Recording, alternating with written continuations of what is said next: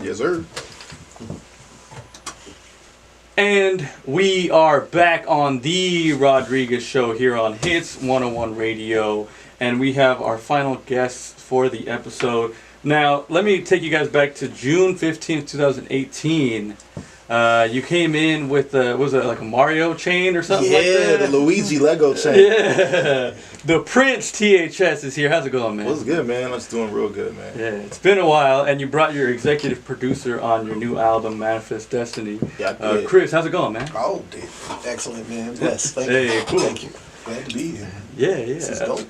Yeah, thank you. Manifest Destiny is streaming now on all platforms. You go ahead and check that out. Yes, Look it up. It's a great album.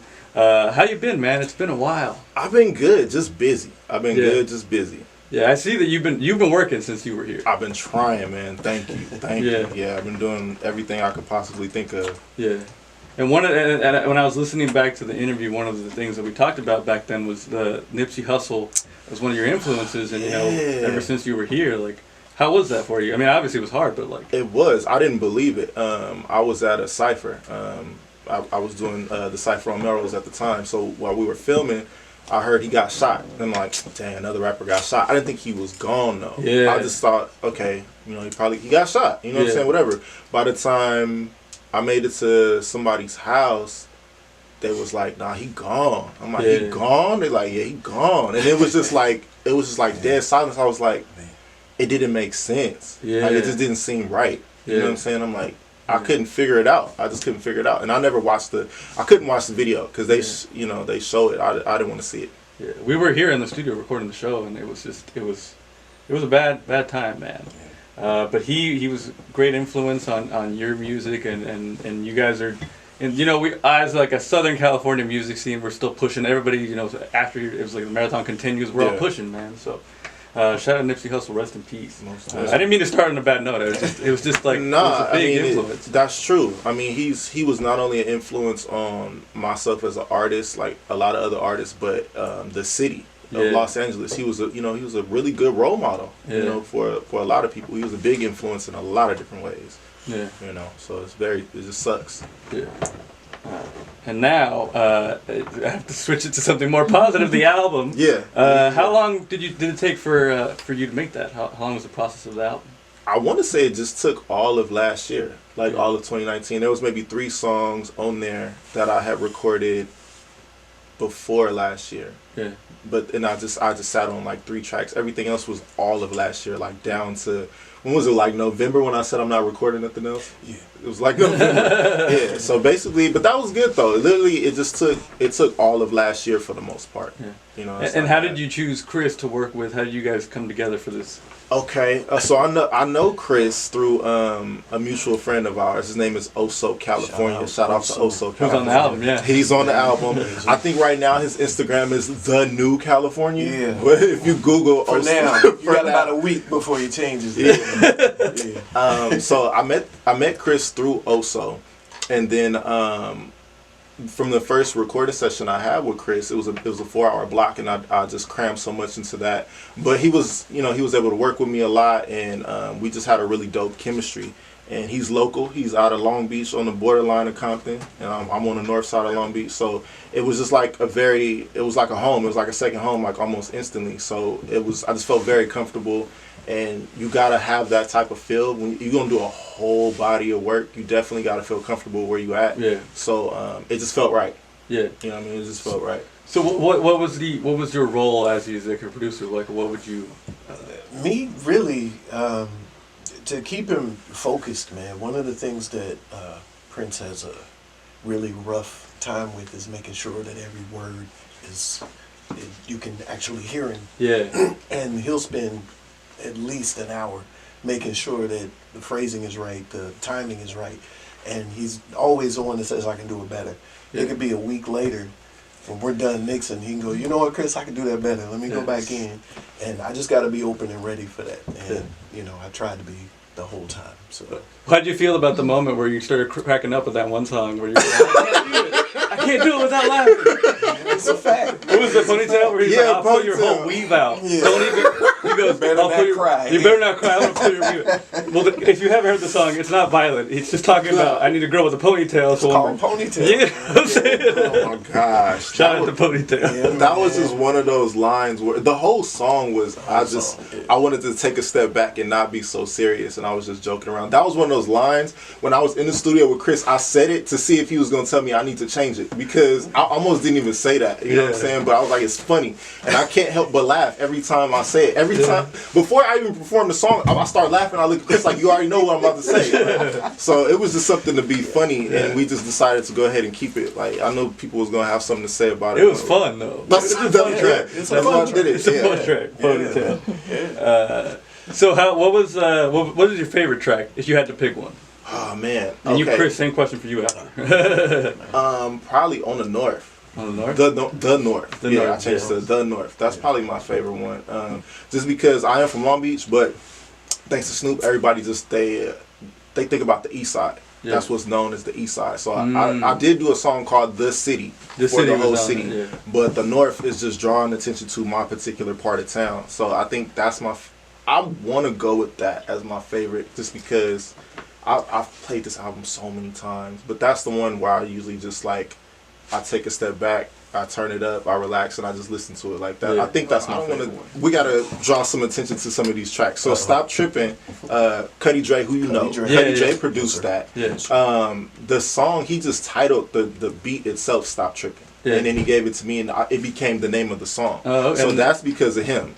That's how it started, and whatever. But Amazing, the original track, Amazing, I produced that one, and then Chris did the remix. Oh, I And see. so when you say my favorite track, Amazing is my favorite beat that I've ever made in my entire life. And then the remix that Chris made, it battles that song because I love that. I love the remix. I can't hate on it. So I you love the had to remix. put both of them on. Yeah, exactly. I Yeah. had to put both of them on there because of that. So yeah, the beats on this are crazy, like in a good way. Like one, it's like really intense energy, but then it's perfect switch to something different. Like I never got tired of listening to the beats because they kept changing. Thank and you. how Okay. was that process? Did you do it consciously? Once we had all the tracks that I wanted to go for the album, you want to put together a flow. You know what I mean? You got to put the songs in an order, and I think I just decided to go from the highest energy down to the lowest energy. But there's really not any slow tracks. Even the slower songs is still kind of upbeat. Yeah. But I went with the craziest stuff first. I did the fast stuff, and then I did bars. So yeah, it was. I tried to start highest to low, like bring it and down. then I just kept fine tuning it to see what made sense, what flow. Because you probably have access to transition him with to be songs. like, hey, do it on this one, or Yes and no. Yes and no. Yeah. My brother is an artist himself, so he's crazy busy, and he lives in Chicago still. Okay. So the way this worked out this time, I was like in the middle of the album, and I reached out to him like, "What you got for me?" And he sent me three. He sent me 3 beats, and he's like, "You can pick whichever." And so actually, I picked that song, Drop Down.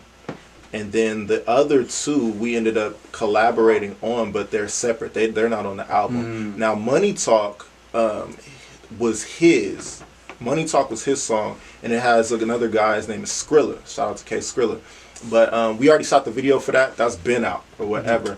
But I was reaching out to him again when I was towards the end of the album. I was like, I feel like it's missing something. I'm like, what else do you got? And he was like, dude, Money Talk, like that song. He's like, why you don't want that? I'm like, well, I do, but it's 3 people on the song. How can I put that on my album and call it mine? Yeah. And so he was like, well, you can always have multiple versions to a song. So he gave me a second verse.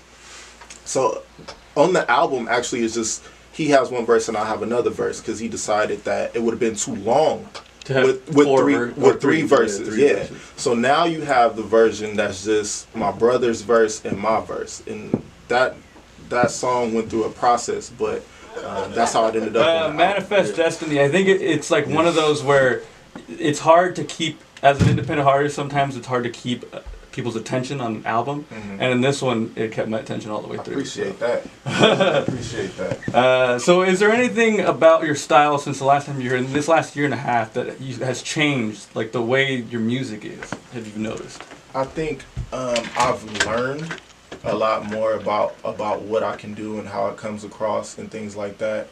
My brother, Rio de Janeiro, he studies, you know, the industry and music and the crowd reactions and all these things. So I think I've tried to fine tune things here and there and execute things in a way that it'll come across a little bit better, and just learning all the different styles and trying to like just cover all my bases. I think with this album versus the last album, the last time I was here, Yeah. it didn't change that much, because I was looking at this interview and I said, I'm gonna give the people what they want to an extent, Yeah. but I'm still gonna go in there and say what I want to say and hope it come across. You know what I mean? Hope it gets received very well. So the only thing that has changed is I've grown, Yeah. I've matured, and I've stepped away from doing so much of what I want to do, Yeah. and it was trying to just capture so many different audiences. You know, like you said, Stop Tripping, that's a lot of people's favorites, but it's kind of got an old school feel to it. Yeah. So my uncle, that's the only track he liked on the whole album, but he's like, that's the hottest song all year. I played number 5 over and over and over. But it's like, okay,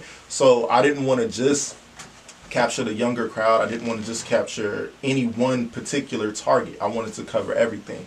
So just learning how to do that, and like you said, not having so many features, not having so many of the same types of songs. So I've learned a lot from my mistakes. Yeah. So that's the biggest difference between last year and right now. I've learned from a lot of my mistakes, or not necessarily mistakes, but just things that I feel like I could have done better or Perform at different. strip clubs. Hell yeah! Hell yeah! I haven't been in Crazy Girls yet. Well, I mean, it's just January, but I've performed at Crazy Girls a few times. I performed at V Live. I'm gonna probably be at Deja Vu. I'm gonna probably be at the Spearmint Rhino. Yeah, hell yeah! Yeah. Hell yeah!